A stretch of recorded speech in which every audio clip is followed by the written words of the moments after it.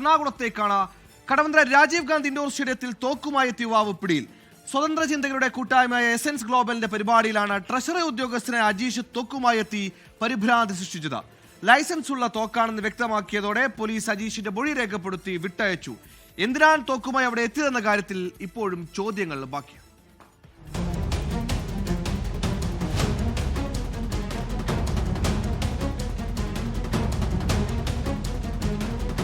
Kadavanthra indoor സ്റ്റേഡിയത്തിൽ നടക്കുന്ന സ്വതന്ത്ര ചിന്തകരുടെ കൂട്ടായ്മയുടെ ലിറ്റ്മസ് എന്ന പരിപാടിയിലാണ് സംഭവം.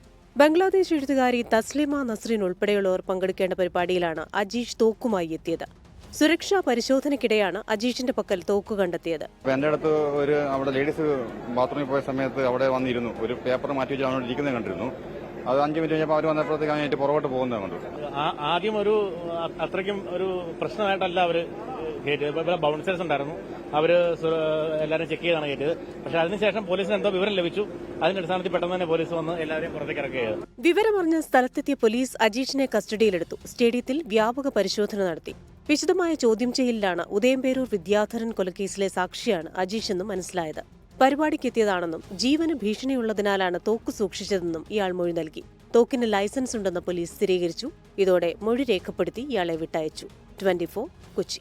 ലോകത്തെവിടെയായാലും ഏത് സമയത്തും 24 വാർത്തകളും ഓഗ്മെന്റഡ് റിയാലിറ്റി പാക്കേജുകളും എക്സ്പ്ലെയിനറുകളും വിശദമായി കാണാൻ ഞങ്ങളുടെ യൂട്യൂബ് ചാനൽ നിങ്ങൾക്ക് സബ്സ്ക്രൈബ് ചെയ്യാം.